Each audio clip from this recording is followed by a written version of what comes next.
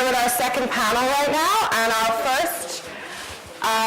first speaker is our own Bess, who's a new faculty member here in the School of Architecture. She comes to us from RPI, specifically from CASE, which is the Center for Architectural Science and Ecology, where she recently received her PhD. And her research focuses on emerging material technologies, human behavior, and the computational design processes that influence the design and construction of sustainable built environments. So, welcome, Bess. Thank you.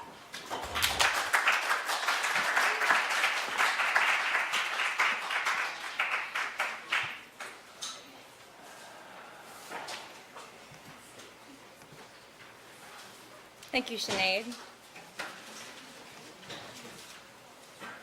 And really thank you to the organizers of the symposium for inviting me to participate in this really critical series of conversations that are happening here in the room and the panel, outside of the rooms as well. I think it's incredibly exciting for me, especially after hearing this first panel, to already recognize many overlaps between the work, which is great. And the work I'm about to present is very much situated in this materialities panel for a couple of reasons. One, in that it starts to introduce new material possibilities that come from other fields, from other disciplines. And the other is because it's focused on the development of tools and really interfaces to support the kind of interdisciplinary or collaborative design and implementation of these new materials into sustainable built environments. And I use this term bioresponsiveness in design to refer to architectural responses that deal with things like energy flows, like bioclimatic flows, but also to biological needs, biological flows or needs or personal desires that come from the human perspective. So much of my background is in architecture, and really over the last several years, whoops. Let me start that again.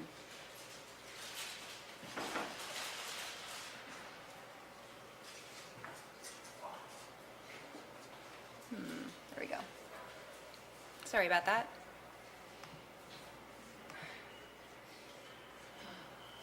So over the last several years, I've been really focused on developing what we're calling next generation building technologies and systems. And this has been primarily through the RPI Center for Architecture, Science, and Ecology. This has involved things like prototyping systems, testing the systems, developing simulation tools to test the systems in other ways. And this all has been in works with engineering, peers in engineering, but also designers through SOM and other architecture collaborators.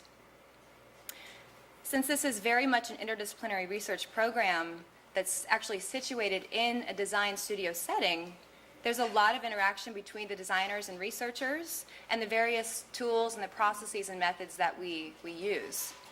So everyone has a different set of challenges or issues that they're addressing depending on the technology or the system that's under development.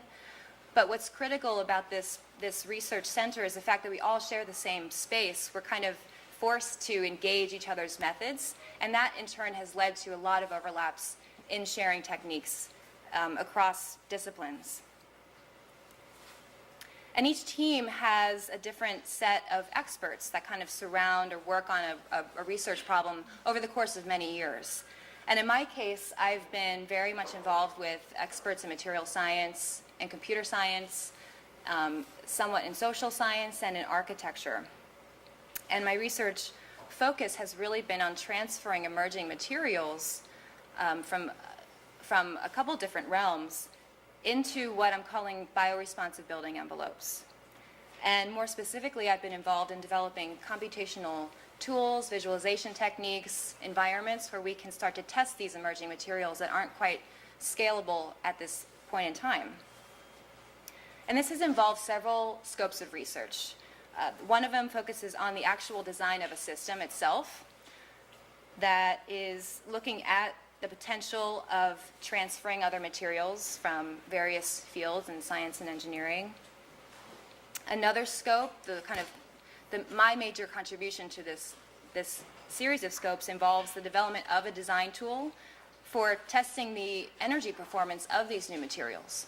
So I'm looking at, in terms of that bioresponsiveness, both the energy, trying to calculate the energy performance of the systems, while at the same time providing a tool where you can really understand the material behaviors as they interact with people, and how we can create different kinds of design opportunities with these materials.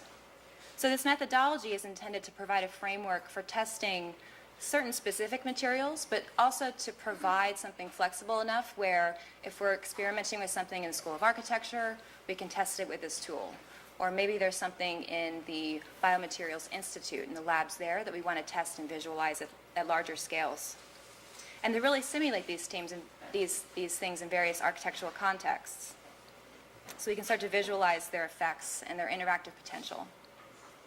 And there are a lot of research groups that are trying to tackle similar questions and issues. And this is kind of a sampling of various dynamic building envelope systems and glazing technologies that some of them are commercially available, some are still in the research and development phase, but all of them are trying to tackle the issue of energy performance. And in some cases on the bottom are also starting to introduce this really important criteria of interaction with people and the role of user control in the development of these systems. And that's where my interest really comes in. It's how do we develop these systems according to our own personal needs in a shared space? So one example of a system that we're co-developing is this electroactive dynamic display system, which uses these electroactive polymers that get embedded into the glazing surfaces of a standard window. And because the materials come from the world of information display, there's an enormous opportunity for treating each little polymer like a pixel in a display screen. So we can get very different informational effects across the surface of a facade. And this is an example of the actual material prototype itself. So we're kind of looking at a larger scale polymer here in this case, and it can sort of rapidly change its movement based on a current, electric current. So in this case, we partnered up with a company called New Visual Media Group very early on in the design process. And this collaboration was largely made possible by NYSERDA, who was funding a lot of these kinds of projects. And they were the ones who really recognized the value of introducing our research group with this research group. So in this case, it was really important to kind of maintain some exposure to these funding agencies so that they could start to mix and match and pair different research objectives and partners together. So whereas our industrial partner, New Visual Media Group, they were more focused on the material use for information display purposes, we saw an incredible potential for dynamic buildings. So by collaborating with our kind of different realms of expertise, we were able to develop a system that could be both energy efficient, but also offered an incredible amount of design variability and interactivity. And there was a huge amount of possibilities for this system. It could be different colors or patterns. And we could only go so far with the physical material prototypes, so we desperately needed a design tool, a computational tool to support further development and testing. So this has led to the ongoing development of a computational design tool, which is this multi-scalar immersive environment that can actually simulate the material behaviors and visualize their architectural effects. This also meant we needed to expand our team to include more computer science experts, which radically pushed the design tool development far beyond something I could program myself. So within a team that included architects, partners in display materials, and experts in computer science, we were able to collectively address a common set of performance goals. So critically, for this collaboration to work, we really needed a clear set of goals. We needed a common language that was used to communicate ideas between our different research groups. And we also needed a very open-minded approach to include the ideas of everyone at the table. So we were able to program a tool that was accessible to non-programmers, yet flexible enough that participants could actively design the interactive behavior of the system. And the simulation environment also incorporated real-time energy performance feedback, so we could start to measure the environmental implications of these emerging materials that aren't scalable at this time. So there's an aspect of data visualization that I think aligns pretty interestingly with some of the conversations earlier, and how do we start to incorporate that feedback into these larger environments, and what does that mean for our own behavior, our own response? So for me, this framework really starts to create what I'm calling this reiterative co-design process, where the physical experiments on the material end start to inform the need and the development of this new computational tool or framework. Because previously there was no computational tool, or really isn't, that can support the testing of these dynamic behaviors, these dynamic technologies for buildings. And what's so exciting about this co-design process is that now the computational tool, this immersive environment, is starting to inform the material engineering of these systems. So we're getting a feedback loop that we previously didn't really have before. And this immersive environment provides a venue for this co-design process. It basically sets up this collaborative platform that enables an interdisciplinary dialogue between the lab scale materials research and the interactive technologies and the spaces that can imagine and test their implementation into larger scale settings and spaces, where people can become an integral part of this co-design process. And so now I'm continuing to expand my collaborative team here at Syracuse through various labs and research centers on campus. And for me, this process is really, the critical process is having some kind of shared space where we can expose each other openly to each other's experimental methods, where we can identify the overlaps in our own research, and also invite new sets of questions. And some kind of venue, some place where we are confident in sharing information, where intellectual property might be freed up a little bit, is hugely important for these collaborations to expand beyond our kind of typical boundaries. And it's something that I'm actively working on campus here in order to do so. Thank you.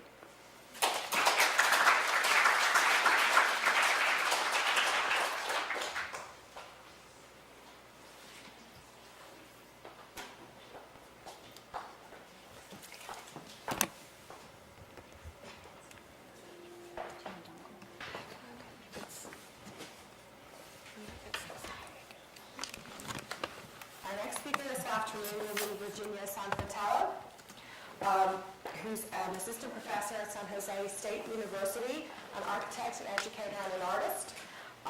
She's a partner of both Royal San Fratello and Emerging Objects, which is a pioneering design and research company that specializes in 3D printed materials and objects for the built environment, and she's based in Oakland, California.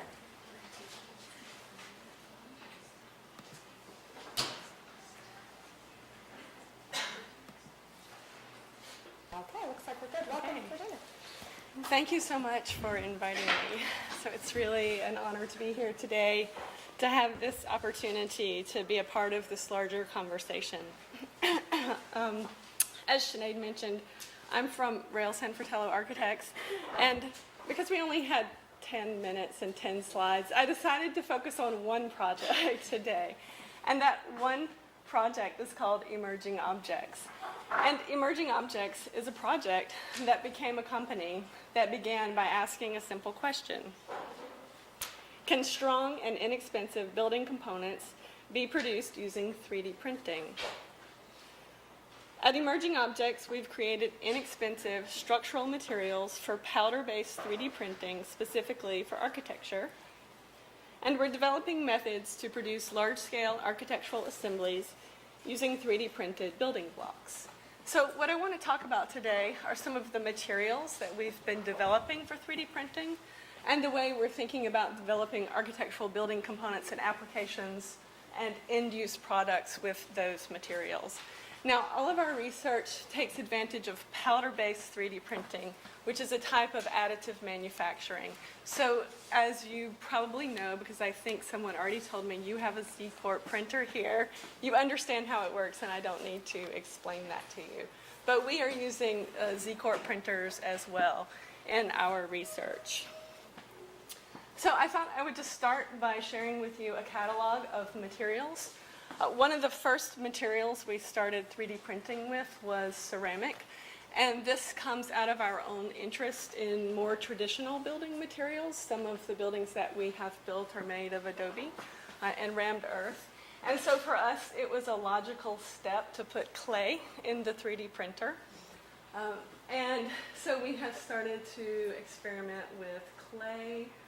That led us to think about porcelain, another material, kind of a geologic material from the earth, which has different properties. Of course, it's more translucent, it's much finer grained material. And these are some examples of different objects that we've 3D printed using these materials. For the clay, the ceramic, and the porcelain, we print it, and then we fire it, and then at times we glaze it and refire it, and there's often a lot of breakage. So we decided this material was too slow for us because it was taking sometimes up to 2 weeks to end up with a successful print. So from there, we started experimenting with other materials, such as cement. So cement is the most ubiquitous building material in the world right now. So how do you rethink cement for 3D printing? Paper. We're also interested in materials that are in the waste stream currently. So the paper that we've been developing comes from recycled newsprint and recycled magazines that are cut up or torn up and reduced to a kind of pulp, ground up, and then printed. You can see this little disc right here. And this is research that we do with our students at San Jose State University and the University of California at Berkeley. So there are times when graduate students are involved in this research as it relates to material development for 3D printing. We 3D print with sand because it is, of course, a very ubiquitous material. It's mined in almost every country around the world, and it's incredibly cheap. Salt. Salt is a local material for us in the San Francisco Bay. And wood. So we are experimenting with recycled wood, with agricultural byproducts. So we 3D print with essentially sawdust. We 3D print with hardwoods, with softwoods. We've experimented with walnut, maple, pine. We use shells, so walnut shells, for example, as well. And then rubber is one of our more recent materials. So the 3D printed rubber is made almost completely of recycled tires. So the United States alone scraps 290 million tires every year. 80% of those are currently recycled, but that still leaves 60 million tires that we don't know what to do with. So can we make new materials out of old tires? We started this research about 4 years ago, and one of the reasons we started it was because we were asked to participate in the Biennial of the Americas. And we proposed an installation. Well, I should back up a second. The theme of the installation, or the theme of the biennial, was called The Nature of Things, where artists and architects were invited to look at the construction of the world around them. And we were imagining a world where the building material source and the building material itself would be seamless. So kind of a proto-architectural presentation where everything was 3D printed out of the same material. And we knew we wanted to 3D print everything, and we started designing the objects that we wanted printed, and we sent them out to a vendor, and the price came back, of course, exorbitantly high. And we said, well, let's just put our own materials in the printer. So we hacked our 3D printer with the sand and started printing large-scale things. So we challenged ourselves for this exhibit, to make forms that couldn't be made any other way. It would be impossible to make any other way. we realized that the sand was inherently a little bit weak because we had to ship these parts across the country. So we started adding cement to the sand, which is one of the ways we started hybridizing materials or experimenting with other materials. We also added fibers to the matrix, and that gave our material a more tensile strength. And there was a moment when we were laying everything out on the display table that we realized everything here fits within an 8 by 10 inch build bed, and it's all the same. So can we start aggregating our prints horizontally and vertically? And we had a real breakthrough moment there. When we printed this piece, I think there's about 25 3D printed concrete masonry units here. And we realized, oh, we no longer have to be representational. We can actually 3D print mass customized building blocks. And so the second part of the research has been to think about 3D printing building blocks out of our materials. So here, for example, you see a 3D printed wood building block for a mass customized facade, one where the hot summer sun is masked because of the depth of the unit, and the low winter sun is allowed to come into the interior space. Here, a brick, so fitting in with existing modular systems. The difference is this 3D printed ceramic brick can hold vegetation and plant life. And on the end, you're looking at 4 cement bricks that are stacked together, but here we're experimenting with the pattern in such a way that the module is dissolved.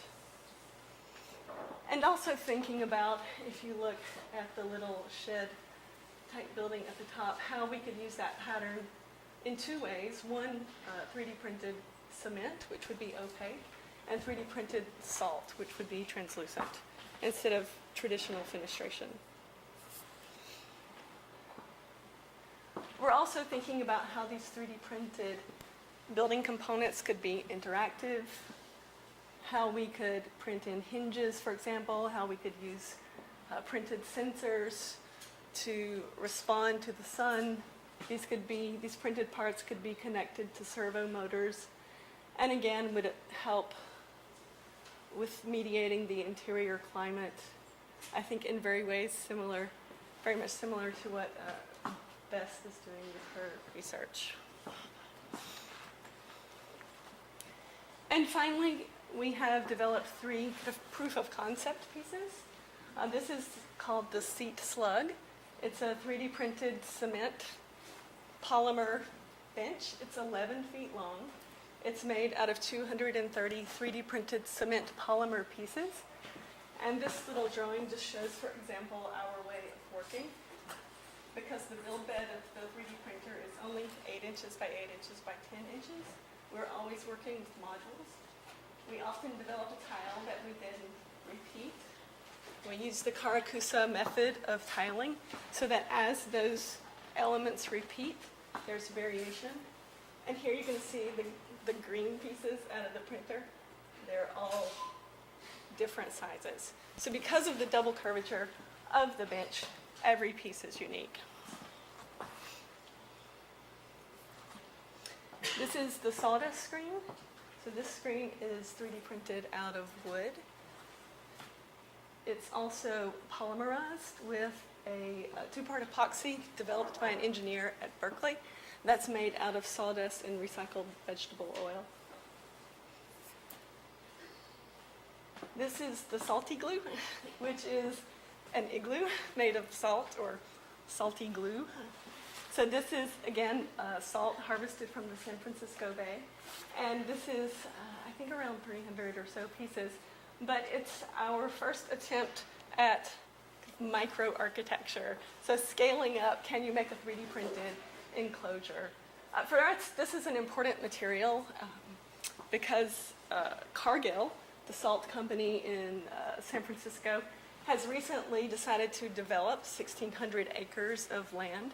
And we're wondering, can this material that they're on be a viable building material? And what's next? So we're now starting to work with a client to build a house that has 3D printed components. So here you can see where we're scaling up and thinking about the interior portions of the house, the bedrooms, the bathrooms being 3D printed, and the exterior of the house also being 3D printed out of cement. Thank you.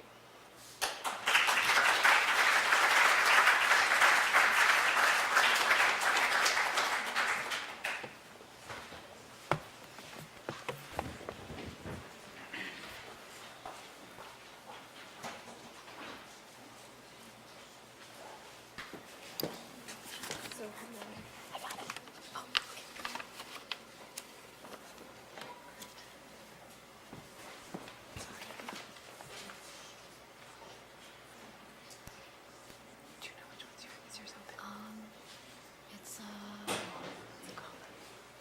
Wait, why is it not on there? Hwang.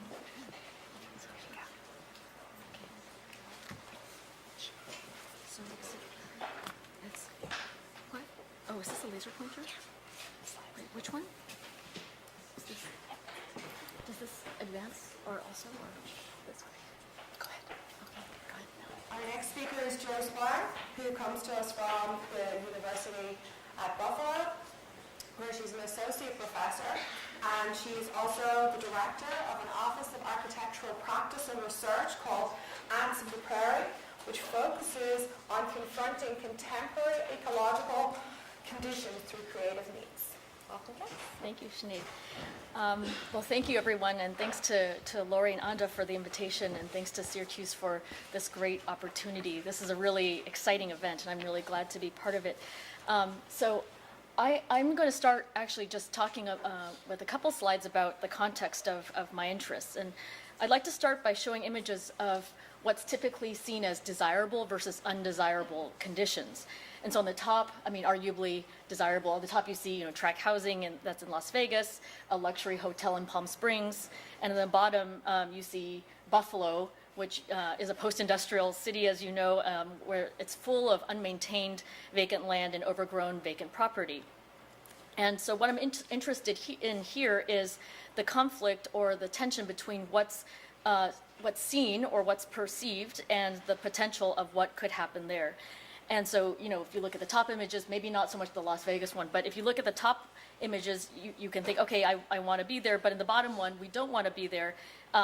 But then there are other issues. For example, in the top images, you could argue that these are situations that are depleting cities of biodiversity and causing habitat loss, while in the bottom images, in places where there's a lot of vacant sites and neglected sites, those are actually conditions that are quite suitable for habitat development.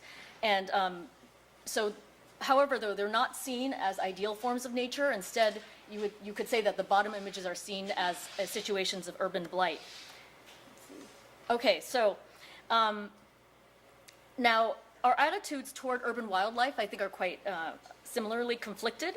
So while there's a sense that increasing biodiversity in cities is beneficial, what's our attitude when wildlife encroaches upon densely populated areas of cities? So, for example, looking at that car splattered on the lower right-hand side. So what happens when wildlife becomes more visible? And so I think, the presence of urban wildlife and insects is often seen as an invasion in cities and places where we also live.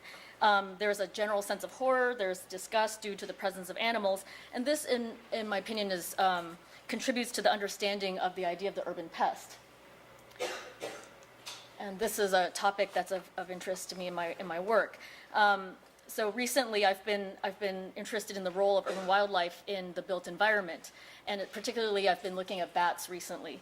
Bats, as many of you know, are critical to our ecosystem in that they serve as pollinators and pesticides, but I would say that their role in our lives is, for the most part, misunderstood or underestimated by the average person. Currently, some of you might know that bats are dying off in great numbers due to a situation called white nose syndrome. It's an epidemic that's started in the northeastern United States in 2006 and is quickly spreading westward, as you can see. Let me see if this thing works. Oh, yes. Okay. So this is a map of the eastern side of the United States, and it's quickly spreading westward. But this is a condition that I think is hardly known. Possibly it's because bats have a bad rap from popular media. It could be because of the reputation. You could argue that their presence in cities is perhaps intentionally diminished, and the artifacts that you typically see constructed for bats, like bat houses that are tacked onto trees or inside of houses, tend to look like existing house components, and they tend to be kind of rather unremarkable in character. So given all these conflicting attitudes and logics, one of my interests is thinking about how we as architects can develop strategies for incorporating these diverse habitats into the built environment, and how can we think of architecture as a tool for shifting public perception of urban wildlife away from these ideas of the pest and toward a new kind of biodiversity. So the first strategy in the work that I'm putting forward is to visually intensify the presence of bats and other pests, so-called pests, by developing habitat conditions that give them a spatial and tactile presence. So, for example, in this project called Pest Wall, which is actually a whole series of projects that were developed speculatively, we ask how can a wall not only act as a facade, but also as a membrane that can incorporate conditions for bat habitation? How can you rethink the image and the performance of a vernacular house? How can you even think of of an entire rooftop to kind of be a habitat for animals? What would that look like? What would a kind of green infrastructure for this type of situation look like in a city? But to begin realizing an architectural campaign for wildlife advocacy, we began by working at a small scale, working on small scale projects and installations with an aim of raising awareness of these issues. So the project at the top is Bat Tower, these two images. The one below here is a project called Bat Cloud, and this is a project that's currently in process called Habitat Wall. We're currently in the process of building it. And the idea here is to create interventions where the overall form and the scale of the project stand in contrast to what you typically see in terms of artifacts constructed for animals, such as bat houses or even the ones that are like bird spikes, etc. So rather than blending into the background, these projects would instead stand out. They would assert themselves as a sizable presence in the landscape. And what's also important to us is that they begin to develop a kind of formal and tectonic identity from our research, from the various species. So we found, for example, that several bat species in the Northeast tend to inhabit small spaces. They can go into spaces that are, half an inch wide. So in the Bat Tower, one of our tectonic agendas was to make these kind of slotted spaces. These are fins where they can land and climb. So that was the kind of tectonic agenda for that project. So in speaking with Julie, when we had our conversation, I want to talk a little bit about the kind of collaboration that I have with other disciplines. And in the most recent work, I've been working loosely with a biologist in the School of in the University of Buffalo named Katarina Dittmar, who's a faculty member, and she began kind of as a consultant for the Bat Tower project and advised us on many issues from site selection to textures and materials for the project, et cetera. And I think it's interesting to go for walks with biologists and ecologists because for them, of course, walking around is a way of understanding the ecological conditions and the potential of a place. But as architects, what's interesting is that we're always looking at space, material, light, and things. And meanwhile, the biologists and ecologists are looking for animal droppings. That's them looking for animal droppings. What they discovered after finding that is that there actually is a kind of animal living up in this like little crevice here. So you start to see buildings in a totally new way. And this is us walking around a kind of abandoned or formerly abandoned grain silos in Buffalo. This is the biologists and ecologists finding a decomposing deer on the site. So there's just a lot of interesting things that you start to realize in the world that you normally are not necessarily looking for as an architect. And since we started working together, I've been pretty inspired by some of the processes of testing that go on in the sciences. Katarina, for example, has taken one of the Bat Cloud modules to her research station in Puerto Rico, and to monitor the changes and humidity over time, she's inserted these kind of these little nodes into these sensors into the pod. She's just looking at temperature and humidity, which is a primary concern for habitat conditions. But this experiment that she was doing prompted us to make some more makeshift experiments of our own. So this is actually us my assistant and I doing our own makeshift experiments. And in a next iteration of Backcloud, what we've been looking at is trying to develop the insulation of this project to address heat retention and internal temperature. We've learned from the biologists that bats need to have relatively stable and warm environments, and one of the reasons that they occupy attics and indoor spaces is because of this. So, so you can see here in this experiment that, I mean, it's a pretty rough one compared to what people in sciences are doing, so you'll have to, all the scientists here will have to forgive me for this, but what you can see is that we put a kind of warm body, a kind of gel pack inside this thing and heat it up to body temperature, and then we wanted to see how well it would retain the heat inside. So you can see here that it functions much like my jacket and functions much better than my assistant's sweater. All right. So in another, in our conversation, another issue that we talked about, conversation with Julie, another issue that was discussed is whether or not, or how do we start to deal with issues of regulation, or how does one deal with navigating, say, local government. In the small scale work that I'm doing, I haven't really had to do a whole lot of that yet, but I think that as we kind of move on to other projects, there's going to be, there's going to be some further work in that realm. So one of the things that I've been working on is actually a research project called generative zoning, and this is a way of just trying to look at the zoning system in Buffalo as a condition that could be mined, and a way to think about how you might be able to introduce habitat conditions into the urban context. So how do you address issues like habitat fragmentation? And here I'd like to talk about this project a little bit. We got a grant to basically graphically map the zoning ordinance in Buffalo. And one of the things that we discovered is that there's a whole bunch of permitted uses in the code, and we group them according to our, you can't really read this, but anyway, they're sort of grouped here. One of the things that we realized in this is, I don't know if you can see the colors, but anything that's colored green indicates that that you need a 50 to 100 foot setback in between residential and manufacturing zones. So basically, that's like half of a Manhattan block. That's a huge amount of space that you actually need to set back. So we went and actually looked at some of these boundary conditions in the city between residential and manufacturing zones, and we found that we found conditions such as this. And so looking at the city map, we went back and sort of looked at those boundary conditions, and we found that it's possible to sort of maybe link all these boundary conditions, like as a way to maybe perhaps rethink the kind of urban infrastructure as a possible green network linking through vacant sites. And so, sorry to go over time, I just want to go to my last slide. In the last slide, I guess I just want to raise a few of the questions and issues that I've been dealing with my work, especially in speaking with Julie. First, I think the whole issue of incorporating living organisms and thinking about biomaterials into the work is a really interesting thing. I think we need to recognize the potential of unexpected situations in the ecological world, such as this. The spider. We might see the spider as a pest, but actually, if you look at this condition where the spiders climbed up this tree and wove this web after a major flood in Pakistan, you can see the kind of interesting spatial potential.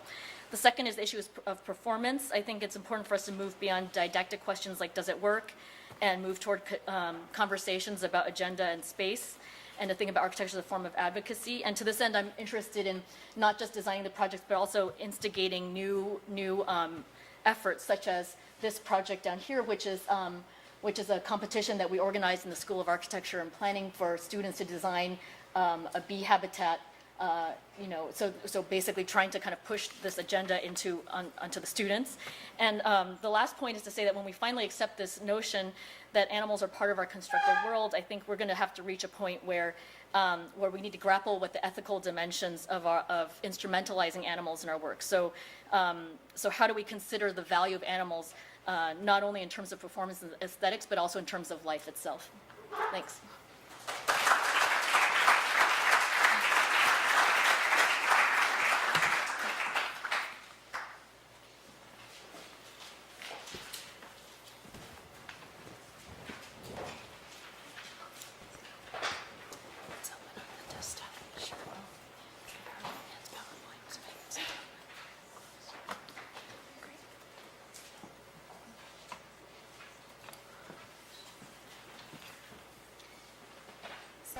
speaker in this session will be Julie Hasenwinkel, who's an associate professor in the College of Engineering. She works for the Department of Biomedical and Chemical Engineering, and her lab studies polymeric biomaterials for a variety of medical applications, specifically looking at orthopedics and nerve regeneration. Thank you. Good afternoon, everybody. It's a pleasure to be here. I think my subject area is going to seem like a bit of an outlier to most of you because I don't come from an architecture background, but hopefully by the end you'll have a little bit of appreciation for how scientists and engineers in other fields use materials to create environments that are useful for the applications that we're working in. So just to give you a kind of a framework for this, my work is in the area of biomaterials, and biomaterials as a field has its own language and its own set of definitions. So, and even the term biomaterials has evolved in its definition over time. This is a very young field. It's really only about 50 years old as a discipline. So, so biomaterials used to be viewed as materials that are synthetic or natural in origin, that are relatively non-interactive in the environment in terms of, being fairly static and what we would call kind of, what's the word I'm looking for? Something that's just going to kind of sit there and augment tissue, replace tissue, take up space that's left behind by injured or diseased tissue. But now, with advances in engineering and advances in material science and a better understanding of cell biology and molecular biology, all of those different fields, we think of biomaterials today as materials that we can develop to elicit specific interactions with the body and to drive those interactions in order to help regenerate tissues or create a new environment that would allow healing within the body. So, while we still primarily work with synthetic materials, there is a lot more drive in this field to combine those materials with biological materials, including cells and other substances like proteins. So I'm going to give you a few examples from my research, and I work in cement, but it's not the kind of cement that architects use. One of the areas that we research is in the orthopedics arena, and this is the use of bone cement, which is actually a polymeric material. It's an acrylic-based polymer made of polymethyl methacrylate, and it's used in orthopedic applications when a surgeon implants a total joint replacement, like an artificial hip or knee. The cement is used to actually hold that implant in the bone in a stable position. And more recently, it's been adapted for other applications, including treating fractures in the spine for people who suffer compression fractures of their vertebrae. Cement can be injected to stabilize those fractures. So we work on developing cements in our laboratory, ones that have, while this is a commercially available material, there are lots of different bone cement products on the market, we work on developing cements that have a different form than what's available commercially right now. And by taking advantage of different properties of that material, we can actually improve the performance of it. So if you walked into an operating room today to see a knee replacement that was being cemented, at the time that the surgeon's ready to put that device in, he or she would mix up the cement, which would consist of a powder that's mostly polymer and a liquid that's mostly monomer. And these two get mixed together in the operating room, and it starts out as a very runny mixture, kind of like when you mix flour and water to make a dough or make a cake batter. But it increases in its viscosity over time as the monomer is polymerizing, and it eventually solidifies over the course of about 10 minutes. Instead of using these materials in the powder liquid form, my laboratory takes the same components but pre-dissolves the polymer powder in the liquid monomer to create these viscous solutions, which you can see here. And this is viscous enough that when you turn it upside down, it takes some time for it to begin to flow within the tube. We can also incorporate different structural elements in those mixtures. And here you see an example of PMMA nanospheres that have been made in our lab. When we add those into the mixture, it can give it some very interesting flow characteristics that will help us be able to deliver it through very confined needles. And a way that you could use this is by taking a cartridge like this that's got two sides, and we put the same mixture in both sides, but one component has an initiator chemical and the other has an activator, so that they are stable solutions by themselves, but when you mix them through this static mixing element, those two chemicals react to start the polymerization process. So we've studied these cements in this application in the spine, and you can see here, this is what a fractured vertebrae would look like. This is what a healthy one looks like. So the healthy one has a cylindrical type of shape.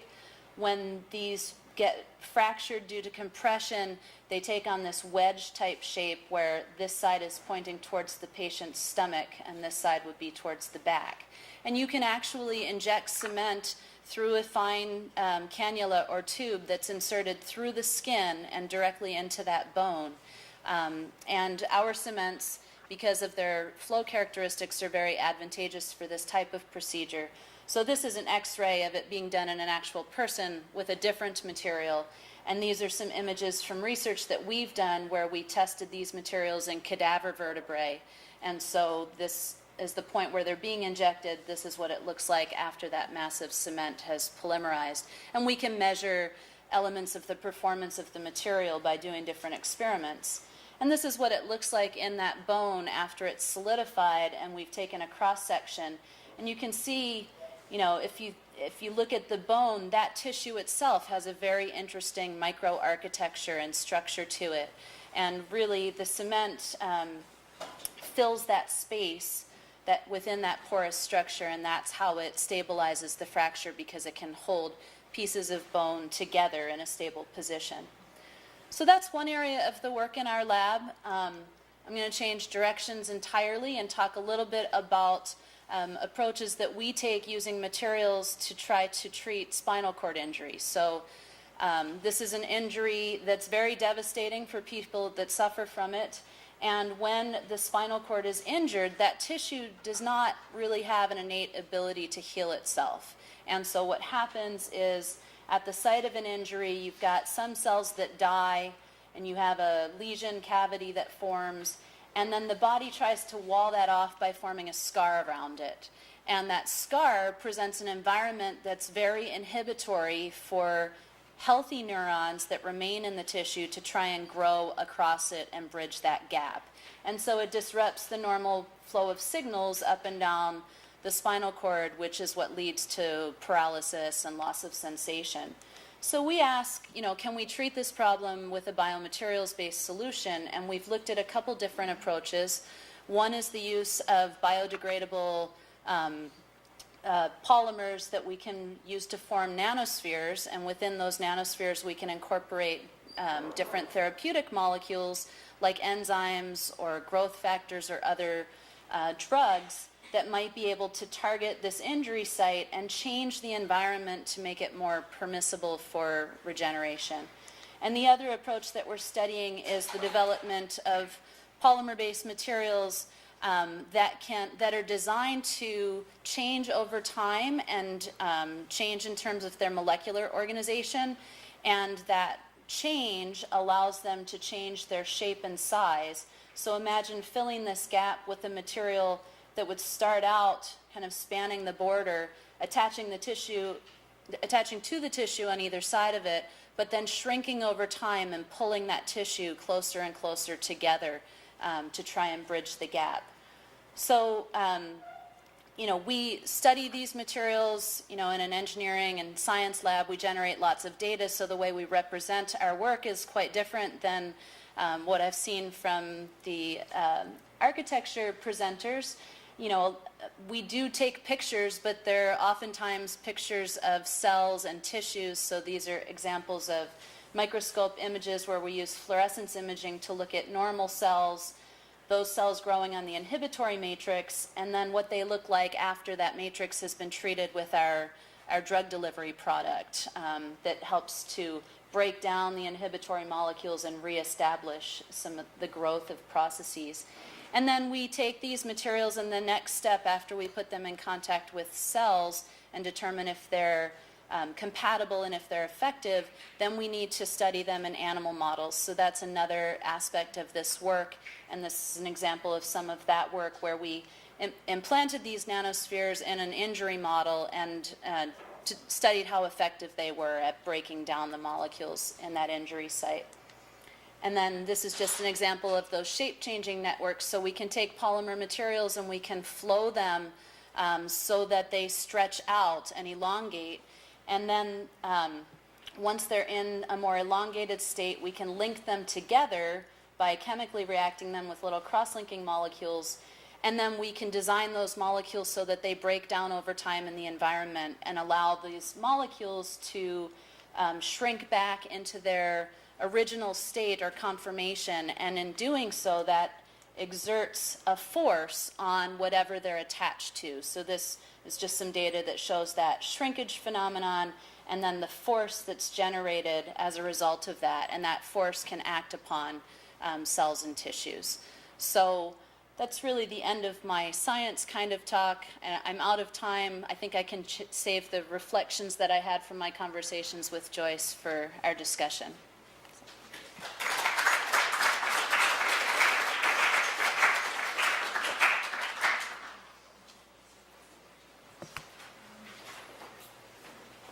Do you want this down? Invite everyone to the stage.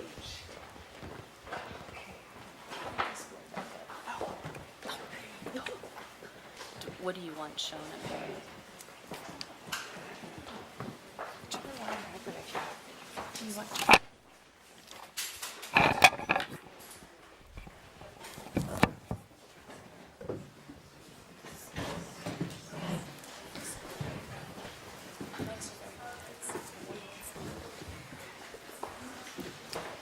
Okay, so now we'd like to open it up to questions from the audience. I think you can address your question to either to an individual member of the panel or across the panel as it seems relevant. So, there we all start. Perhaps you could prompt the audience. Well, as I was listening to each of your talks, I found that there was a level of interdisciplinarity that was central to what everybody was doing, in that each of you had your own set of research goals, be it sort of understanding the precise mechanism by which a particular polymer flows versus understanding, well, what can I get this 3D printer to do? But that in each case you required a lot of consultation with experts outside your fields. And I think that as a process is, for those of you in the audience who know me, is something that's fascinating to me, and I wondered if you could reflect on the degree to which collaborative models are necessary for pursuing the kind of research that you're all engaged in. I can start. Okay, so your statement is absolutely correct. The work that I do really spans across many different disciplines in science and in clinical medicine and in engineering. So I have to work with experts in all of those different fields. And in my conversation with Joyce, we talked a little bit about how in biomedical engineering, our goal is to design things that will ultimately make it into the clinical setting where they're going to benefit a patient. And a lot of times we refer to that as translational medicine, but there's so many steps in that process along the way. So you have to do the basic research, and I work with cell biologists and people with expertise in animal models, veterinarians, those kinds of things. But then you have to have a doctor who's going to want to use the product.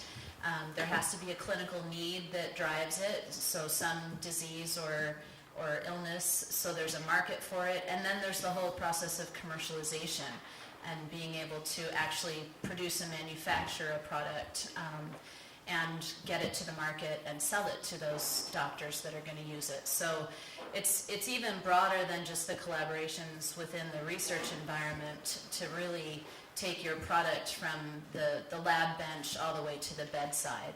And so it can become much more complex. In my experience, the collaborative model is essential to pursuing a certain level of the research. So as architects, we're really good at speculating about these things, and we do it all the time in design studios. And we can draw up renderings and animations and talk about the anticipated energy performance of a system or the way that it changes a space. And that's one level, but I totally agree with this expanded scope of if you're talking about testing it, commercializing a system, getting it out into the real world. And one of the major agendas of the research center I'm coming from is this notion of accelerating the deployment of these things.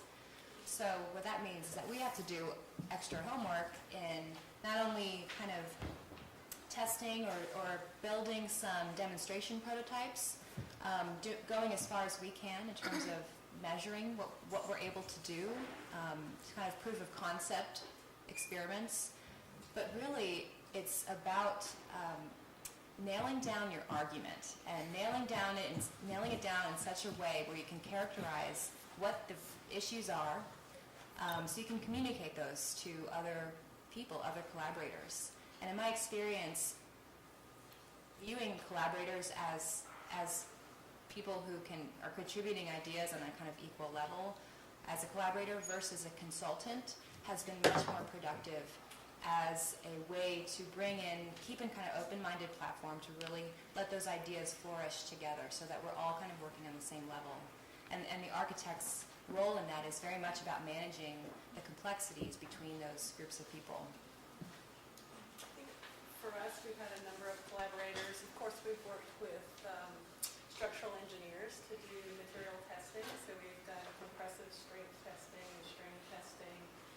We work with some glass artists and ceramic artists because we need their knowledge in terms of firing, the kiln-based research, which might seem like unlikely in the beginning that we would be working with artists, but they are very scientific in their work methods.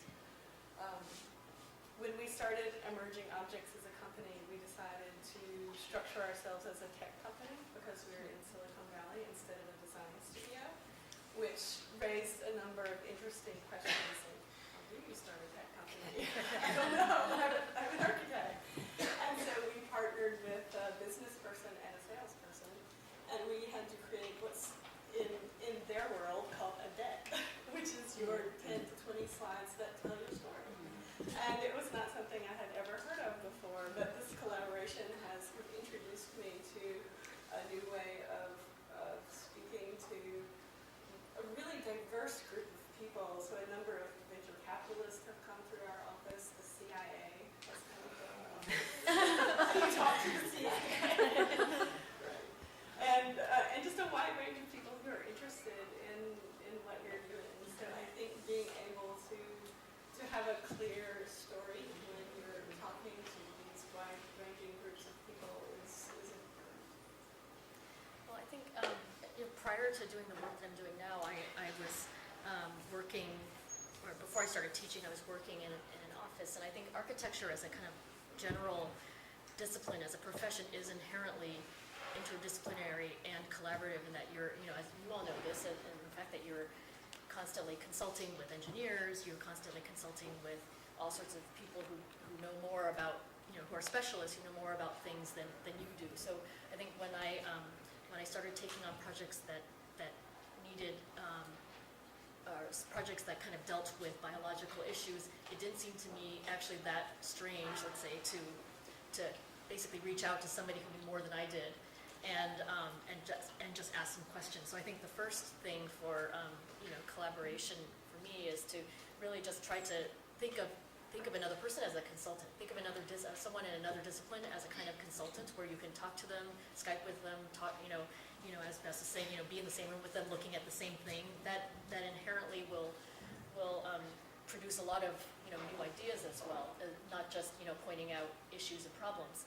I think also the tools that are used in other disciplines is quite interesting. Just learning, for example, how to use a thermal imaging camera or something like that was an interesting thing for us. And I think also, Virginia touched on this a little bit as well.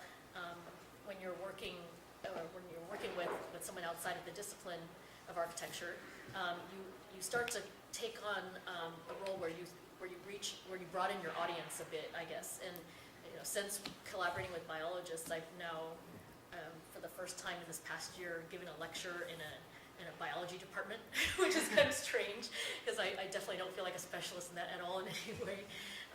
But the audience, the people who are interested in your work suddenly grow. Rob? Bess, you had mentioned something about a looser or more forgiving intellectual property environment as a passing note in your talk, and I'm wondering, building on this sort of thumbs up collaborative dimension you've all just described, if any of you might have interesting war stories about the downside of what's perceived as the greater degree of specialization, which equals marketability, which equals profit, as opposed to sort of the brainstorming generalist who might not think there's a dollar sign to be put on their contribution, but like, I don't know what glue helps use tires together. I don't know if you came up with it or you had a chemist in the lab who came up with it, and their contribution is highly profitable because it's now patented for anybody to 3D print tires, yet nobody in that lab would have ever thought of gluing tires together with a 3D printer unless you brainstorm, well, let's try that. There's 60 million of them. Are there moments like that where, like, collaboration, you need a lawyer on the team to make sure you can stay loose? And dumb designers can make as much money as smart chemists or whatever the paradigm might be? We're not that loose about it, actually, because I think the university does want that IP to come out and it not to be open source, in fact. And so our cement is patented. And the other materials are trade secrets for now, and we'll see if it does pay off to patent it, because it is expensive. And we have an exclusive license on our own patent through the university, because we're the inventors. So I think Bess has kind of run up against some of these issues, but it's a little bit top down in that way. Yeah, absolutely. With this research, the patenting, well, we were working with a technology that was patented, and so New Visual needed to own the patent to that, which in some ways made it easier to collaborate.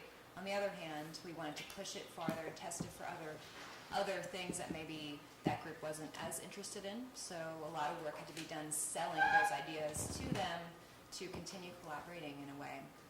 It also slowed down the physical prototyping process tremendously. Now when we get to the software side, it's a whole other can of worms, because software is really tricky to patent, especially when you have lots of developers working on one program. It becomes really hard to identify who did what, who was contributing to the conceptual idea versus who was the person kind of cranking out some of the code. In my experience, each one of us did some of each. But at some point, we had to sit down and together decide and agree upon who contributed what to that tool. So at some point, we didn't have a lawyer in the room, but we had to we had to have that conversation very openly. And I think the earlier you can have that, the kind of the goals you can set and really try to identify the roles that each person has in the process. Even though it will change, it's good to just always kind of check back in every once in a while and make sure everyone's on the same page. Igloo? Yeah, I had a question about, for Virginia specifically, about scaling up the research into the building scale, and maybe connects to Bess's collaboration with industry partners. How do you go from because you're scaling it now up to the scale of a building, and the little 8x8 tiles might not easily aggregate to that size. Are you sizing up the bed, or are you going into some of these larger format 3D printers that maybe, I think it was Foster and Partners were experimenting with, or are you planning to shift gears, or are you still using the same little Z-Corp printer? So that's a good question. So we have reached out to a number of companies. There's a company in the United States called X1 that has a large format power-based printer, and there's a company in Germany called Voxelbed. They used to be the same company, they're not anymore. They have a build bed of 13 feet by 5 feet by about 3 feet, and they print sand in PMMA, and they print the resin or the monomer. I call it resin. Close enough. In the matrix, so it's very similar to your cement for the bones. And so we have talked to them about using our materials in their machines, and that's definitely a possibility. I think they're interested. But it's not so easy just to say, okay, now let's print bigger, because all of a sudden it's harder to get it out of the machine, because now I need a crane. Or I might have a 13-foot long piece, but when I lift it out, because it doesn't have any tensile strength, it's going to break. And so it's not just a question of scaling up. So at the other end of the spectrum, there's the printer farm. So we started with one printer, we have 6, by the summer we'll probably have 12. Now, if I have one broken machine, it doesn't matter, because I have 11 that are working, and I'm printing an exponential number of pieces, whereas before with the seat slug, we had one printer and we were printing 4 pieces at a time. And then with the salt igloo, suddenly I can print 64 pieces at a time. And hopefully by the summer, every 24 hours, I might be printing 200 pieces. Now, again, and I think that's fine. I think working with modules is a good idea, because it's easy to assemble and disassemble and think about how you might reuse these pieces. But we will need to start thinking more about connectivity and secondary structures. So far they've been relying on their own inherent strength, and that's worked with the forms that we've chosen. But I think now we'll have to integrate another system if we continue to use the small pieces. So both options are viable right now, and they're both on the table.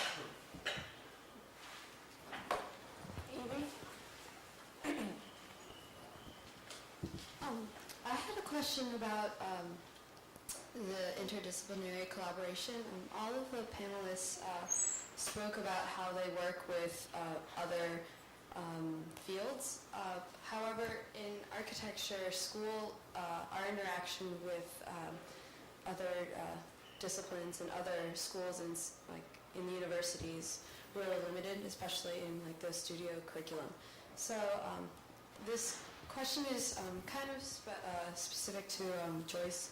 I was just wondering at University of Buffalo if there's anything that is approaching in your architecture program that would kind of bring that level of interdisciplinary collaboration to the academic setting, not just limited to the professional realm.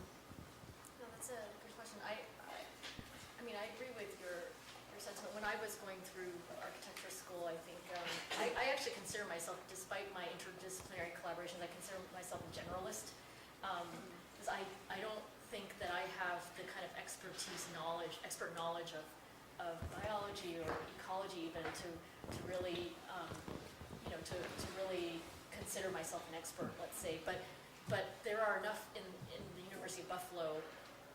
There are enough people who are interested in different fields. There are a lot of different groups. Let's say, for example, there's a group called the Ecology, Evolution, and Behavior Interdisciplinary Group that I participate in. And in that group, you as a faculty member can interact with different faculty from other departments, and also with different students. Most of them are PhD students.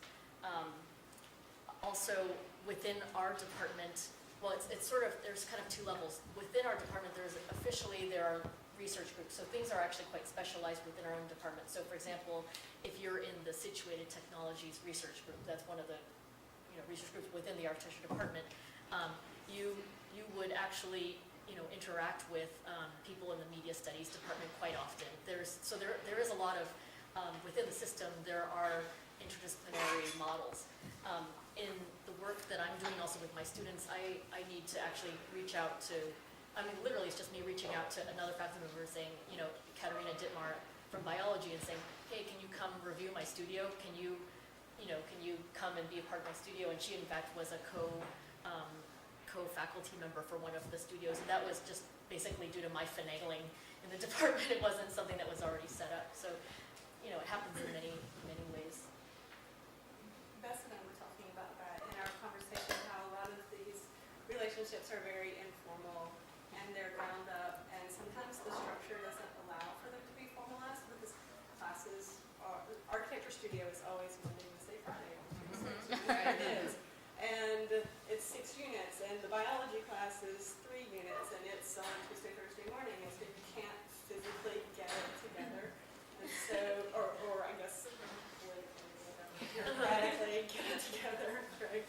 And so it ends up being very informal, the way these collaborations start. And sometimes I'm just looking on the website of the university, okay, who does this? Yeah. Who is this person? Yeah, it's worth noting that here at Syracuse, there are some structural impediments based on how the budgeting system for the university works, based on who gets paid when you take a class in another department and how that works. It can make it a little tricky, not impossible, but a little tricky to have cross-system classes and classes where students from different colleges co-enroll. And so it's something that students, I think, should be really vocal about if it's something they want, because you are the ones who drive those kinds of decisions really at the university level.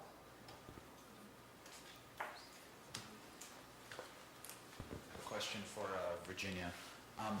This is coming back to 3D printing and tensile strength. I'm just curious, how is that problem being explored? You mentioned something about fibers are being introduced into 3D print to try to give it more tensile strength, but I'm also curious about other materials that are being tried. For example, have there been tests with steel and then sort of welding that together to have this tensile strength? Or have there been explorations in crocheting fibers to get more of that fibrous strength? I'm just curious. For us, it has to be a powder-based material that will spread in the 3D printer. So steel I couldn't put in, or something that's already woven together I couldn't put in. But and also the mechanical testing for the tensile strength we haven't done yet. We do have an industry partner who's willing to do it. I have some dog bones sitting on my desk every day on Thursday. But I couldn't find anyone at the university to do that testing. Interestingly. Oh, wow. Only the professor. And so it has to be something that will fit within the parameters of the constraints of the printer itself.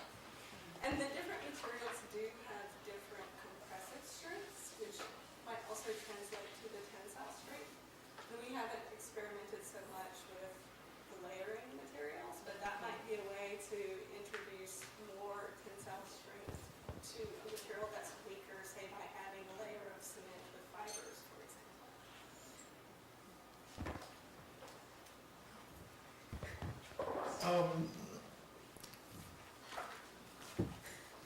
Joyce, in your talk, I was really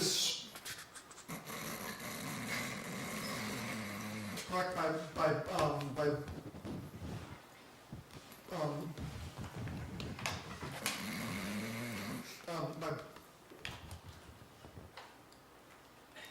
both the range of images and the kind of images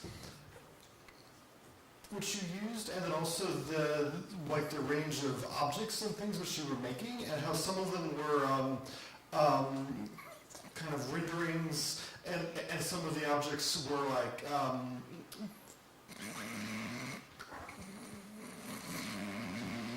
kind of finished design objects, and then other ones were devices or apparatuses that were used in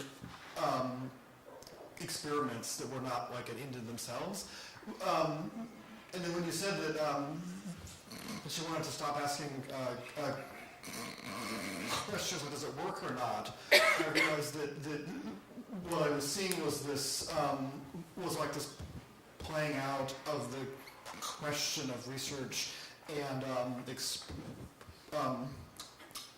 experiment and design of experiments relative to object design, which I think is like, kind of shows up in all of your guys' work. And so I was wondering how, either as a scientist or engineer, how you deal with this other kind of representing and studies where you end up with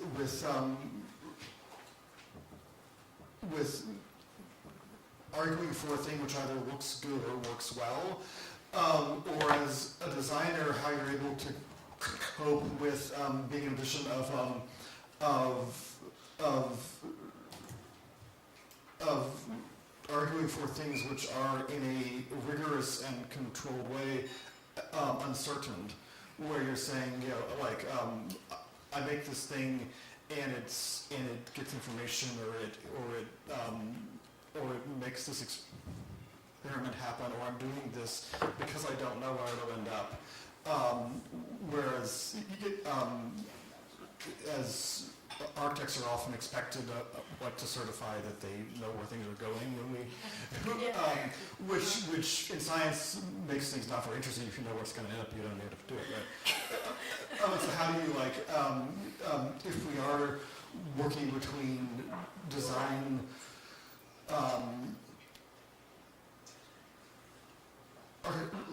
architecture studies and science research and being happily kind of in the middle, how does this work?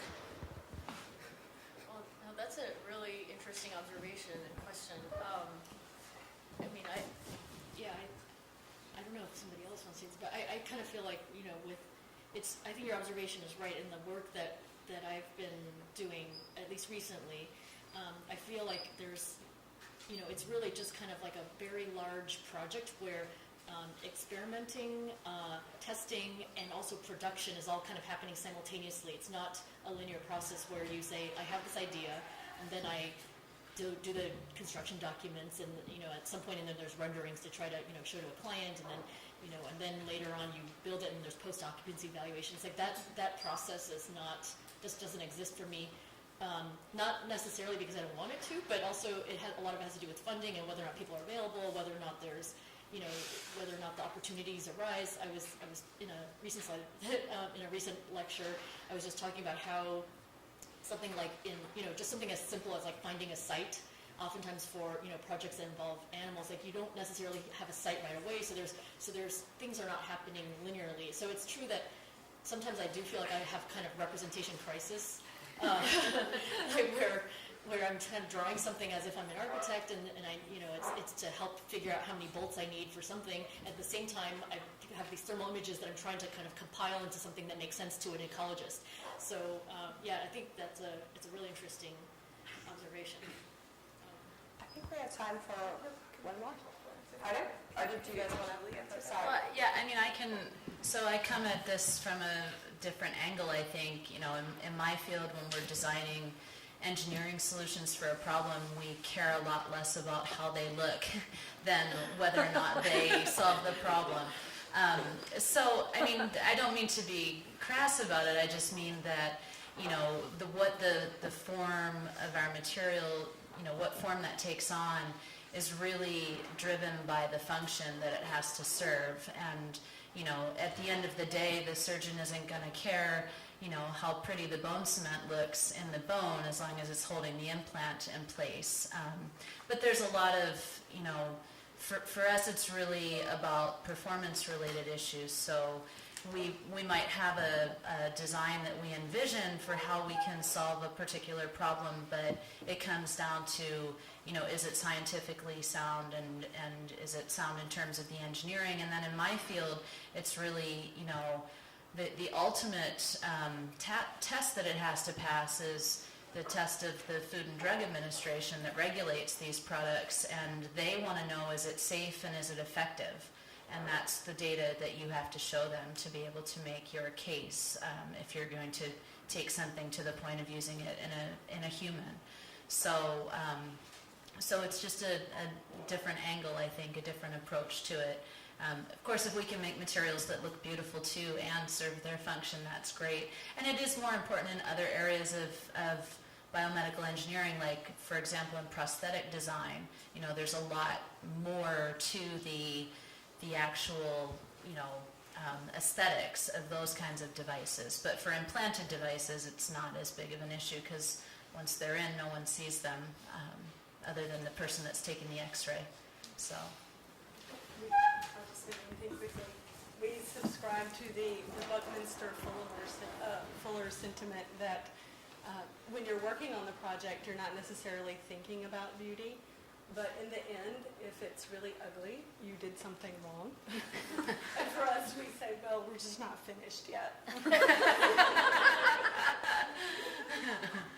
I do think, following on a little bit though from what Alan was talking about, that even though, Julie, you might argue that it's the performative quality is obviously the most important aspect, I do think that in each of your presentations there was an interesting thread of the way in which representation, particularly speculative representation and visualization, is incredibly important to actually push the research forward, to have those conversations amongst collaborators, perhaps funders, and that. So I think that would be a very interesting. I don't think we have time to have it today, but I think it would be a very interesting conversation about how the role of representation in as a kind of tool of research could be really interesting. I think it's something that architects have a pretty good handle on, but engineers, it could be another way, I think, in which the arts disciplines and the humanities disciplines could be very instructive, I think, to the scientific experts that they're working with. We've got a cushion of time if you want to discuss that a little bit. I have something to add about that, which it can be an incredibly powerful tool when you can create speculative images to pull in collaborators and get them excited and pose them as questions for other people and ask them how they would move forward with this, how would they start to address these issues. It's also incredibly useful for funding. And I found in my experience with getting funding from NSF and DOE and NYSERDA, the speculative images help, like what could this thing actually look like? But what's been most effective, and this might tie into the question about architects being generalists, is that the most effective visual tools, and diagrams usually don't make their way very often onto funding proposals, at least on the first page, but what we have been doing a lot was diagramming the relationships that we're setting up. So being able to visualize, create a kind of infographic of who the contributors are, what percentage of the role it is playing, what the potential outcomes might be, being able to visualize these larger relationships, which is what, as architects, we tend to be good at, right? We know how to take lots of different scales of things and information and compile that into something that you can read. And that's been an incredibly powerful tool for communicating the potential and the kind of methods in setting up that trajectory. I can just add, we don't do as much speculative imaging in my field, but in order to get someone excited about a project that you're working on and to represent your work, often well before you're at an end stage, the importance of being able to image your materials and represent them on many different scales. We're not talking about the scale of a building, we're talking about the scale of the microstructure of your material and even, getting it down to the cellular level or subcellular level. So that's really important, and it's been a big advance in the field to be able to visualize things on a very small scale. And it's the cool images that make it onto the cover of the journal, or that capture your attention in the grant proposal that you're reviewing, or that you want to incorporate into your own proposals or presentations that you give to venture capitalists or other funding agencies. So I think it is very important across both of the fields, or all of the fields of science and engineering and architecture. I also wanted to just add that, anyone who's worked with a community organization, a nonprofit organization, knows how important representation is. And if you might, for example, work with a nonprofit organization that's trying to get a grant to do something, and in a way, the representation, the images, the drawings that you produce as the architect become a kind of tool for helping them also get grant funding as well. I think it's really interesting to also think about not just how representation influences, grant money, but your ability to get grants and also your ability to collaborate with others, but also what the public might think of your work. For our work and the work that I've been doing at the school, because the kind of topic is, the issue is, architecture for animals. Typically, no one wants to fund that right away. That's not something that's in any way appealing, I would say, to funders right off the bat. Even if we do have representation in, say, I was talking about this just the other day. Even if we do have representation of an image of what something might look like in the, say, local paper, it's still kind of blasted with all sorts of negative comments from the press, like why would anybody want to build a hive for bees? Like, build something for people, damn it. So that's the kind of attitude typically. So oftentimes even the small scale project itself becomes a kind of form of convincing an audience of the purpose of something. So even the built artifact is itself a kind of form of representation.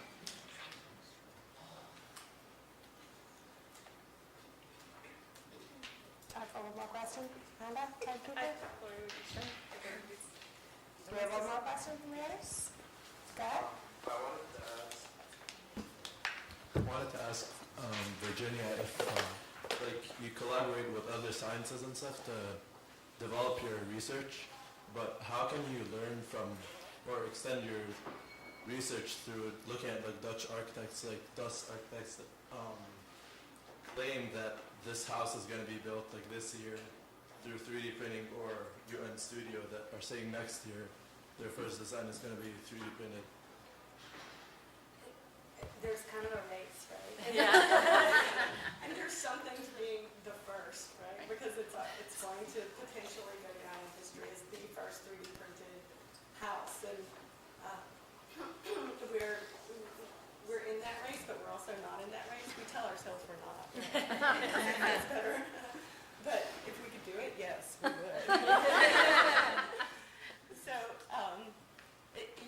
I think it's, as a building technology, I would love to see them succeed. I don't think 3D printing is going to replace traditional ways of making buildings or houses, but I think it will become a new tool, and the materials that we use with it will become new and viable materials and ways of thinking about fabrication, manufacturing for the 21st century. So I'm looking forward to a larger conversation. The first conference on 3D printed buildings, and they're there, and they're not renderings, they're photographs, right? Yeah. I think that's our time. Thank you all so much.